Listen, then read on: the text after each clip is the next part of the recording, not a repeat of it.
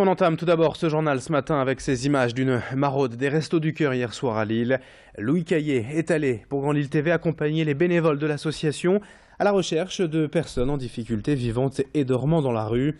Chaque soir, le camion des restos est en fait rempli de sandwichs, de soupes, de café, de nécessaires de toilettes et des couvertures, le minimum pour survivre l'hiver dans la rue. Les bénévoles se relaient chaque soir de la semaine pour trouver ces sans-abri et partager un moment avec eux. Et tous les jours, ainsi, plusieurs dizaines de personnes sont réconfortées. Une présence sur le terrain essentielle pour suivre les sans-abri et garder un contact humain.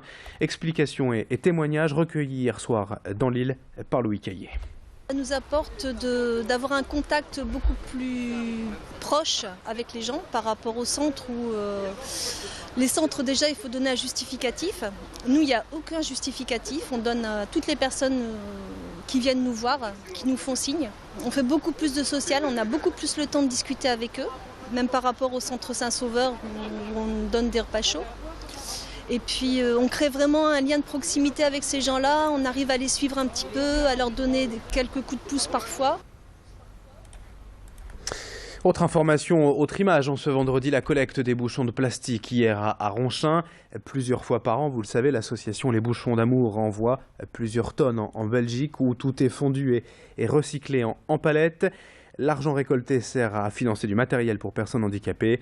Hier, les bénévoles ont trié et envoyé près de 40 tonnes de ces bouchons de plastique récupérés et tout au long de l'année, donc dans divers points de collecte dans l'agglomération. Cette année, l'association a déjà récolté plus de 6 700 € et aidé 9 personnes. Une trentaine de bénévoles ont travaillé pour cela hier, accompagnés des jeunes footballeurs du centre de formation du LOSC. Céline Nuret a suivi cette journée et a rencontré les bénévoles. Je suis là aujourd'hui en tant que bénévole afin de pouvoir contribuer à cet élan pour pouvoir remplir les bouchons, en sachant que l'argent qui sera collecté pour les bouchons sera directement reversé aux personnes handicapées. Je suis papa d'une enfant de 9 ans elle s'appelle Ibtissem, elle est autiste, scolarisée en Belgique et le fait de pouvoir participer aux bouchons, ça a contribué à lui offrir une tablette iPad avec les applications en lien avec l'autisme. Donc les bouchons ont permis de me financer cet iPad-là et ça a été un chèque offert symboliquement par Madame Delezen dans le cadre des bouchons. 7h18 en direct ce matin sur Grand Lille TV dans le reste de cette édition. Le lancement de la première solution à assurance santé solidaire dans la métropole lilloise. C'est l'association Solidaire Assure qui est à l'origine de cette mutuelle à destination des retraités. Une population particulièrement concernée aujourd'hui par la précarité des soins dans la région. L'objectif est donc de permettre aux adhérents de réaliser au moins 20% d'économies sur leur complémentaire santé traditionnel en payant en fait une cotisation annuelle de 10 € à l'association. 35 familles de retraités y ont déjà adhéré et il s'agit de contrats moins chers que la moyenne mais avec une offre de soins et de prestations équivalentes.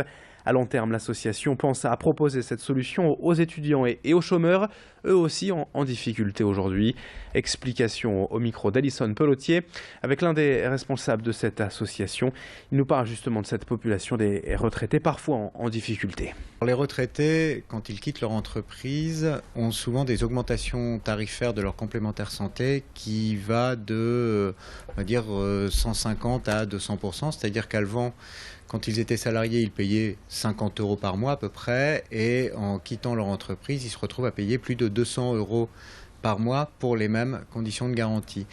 Ce qui représente pour eux un budget global annuel de l'ordre de 2400 à 3000 € et quand on connaît les pensions de retraite qui sont de l'ordre de 1300 € par personne et par mois, devoir financer une complémentaire santé à ce prix-là est pour beaucoup d'entre eux devenu très compliqué. On termine avec ces images de la nouvelle exposition du Palais des Beaux-Arts à Lille, inaugurée hier et baptisée Générosité. L'expo met à l'honneur une soixantaine d'œuvres offertes au musée depuis 2013, des dons de particuliers, d'entreprises, de collectionneurs ou encore d'artistes. Et tous étaient bien sûr présents hier lors du vernissage en compagnie de Martine Aubry. Et parmi les artistes exposés, citons Georges Jeanclos et ses modèles pour le portail de Notre-Dame de la Treille ou encore Éric Demazière qui offre là au Palais des Beaux-Arts 8 de ses gravures.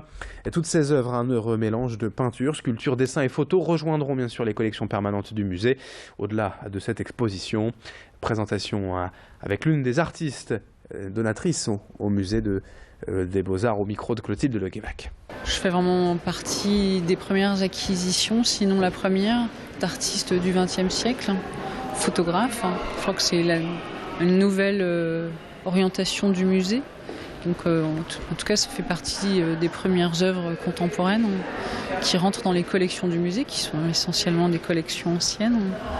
Donc, je trouve ça vraiment intéressant de pouvoir revivifier des collections qui sont des très belles collections, avec des choses nouvelles, avec des artistes vivants. Ça me paraît vraiment important et audacieux. 7h21 en direct sur Grand Lille TV. Et fin de ce journal en ce vendredi 18 décembre. Merci de votre fidélité et très bon appétit si vous prenez votre petit déjeuner avec nous. Bon courage si vous partez travailler. Et dans 2 minutes, après les prévisions météo, l'infotrafic ce matin en direct en temps réel dans un instant.